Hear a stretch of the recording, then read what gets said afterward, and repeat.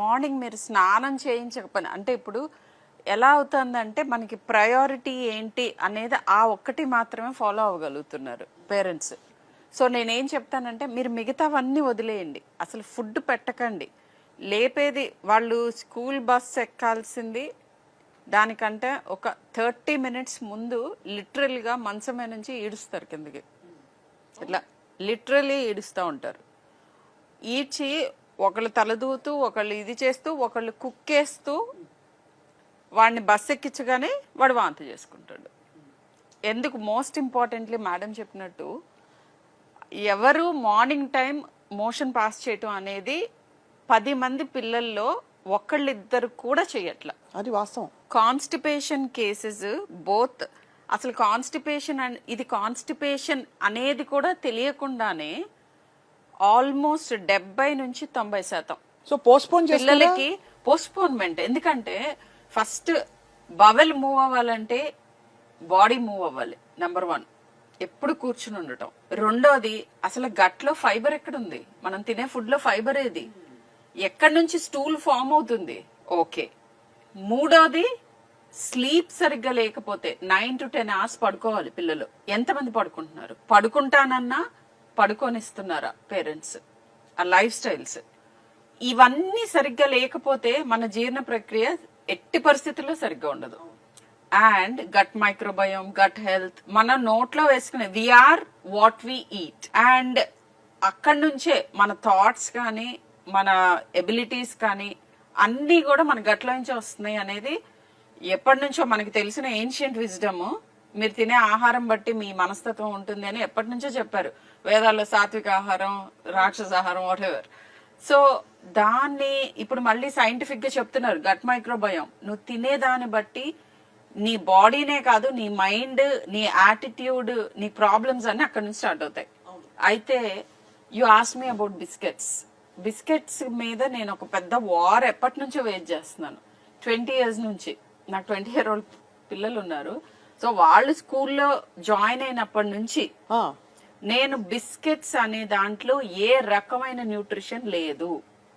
ఇప్పటికి కూడా 6 month old babies కి 6 months వరకు ఫుడ్ పెట్టకండి అని అంటాను. ఫుడ్ స్టార్ట్ చేసిన వెంటనే ప్రతి ప్రిస్క్రిప్షన్ లోనూ రాస్తాను ఇంట్లో తయారు చేసిన ఫుడ్. అంటే 6 నెలల పిల్లలకు కూడా నేను చెప్పాల్సి వస్తుంది. Can you imagine? Did you know?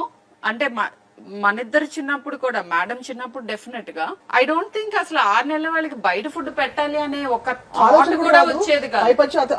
అతి జాగ్రత్తగా ఉండేవాళ్ళు. ఇప్పుడు నేను ఏంటంటే ప్రిస్క్రిప్షన్ మీద రాస్తున్నాను only home made food. 2 years వరకు అట్లీస్ట్ వాళ్ళ నోట్లో ఏం వేయకండి.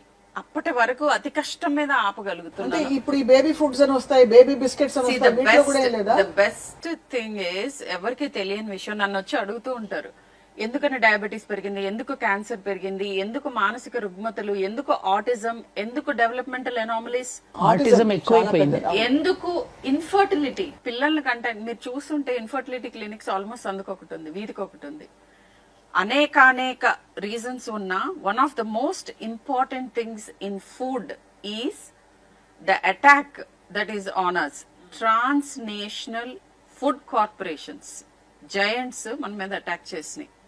2035 కి ప్రెడిక్షన్ ఏంటంటే rest of all the developed countries where obesity is very high and ఈ నేను చెప్పిన హెల్త్ ప్రాబ్లమ్స్ అన్ని హైగా వాళ్ళతో ఈక్వల్ అవ్వబోతోంది సౌత్ ఈస్ట్ ఏషియా. అంతేనా? Yes. And can you imagine? I tell you some mind boggling numbers. Ultra processed foods ని మన మీదకి ఆయుధాలుగా తీసుకొస్తున్నారు. మీరు పెట్టిన దాంట్లో మేనీస్, సాస్, కూల్ డ్రింక్, ఈ 3 and french fries which are made from the packet, అంటే ప్యాకెట్ లో నుంచి ఫ్రై చేస్తారు.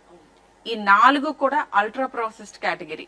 అండ్ అల్ట్రా ప్రాసెస్డ్ ఫుడ్ మీద అడ్వర్టైజింగ్ మీద స్పెండ్ చేస్తున్న వాట్ ఎవర్ కాస్ట్, ఇది ఎప్పుడో ఇంకా 2012-2015 లో $6.2 billion అండ్ అది almost up to 20% of media spending across the world.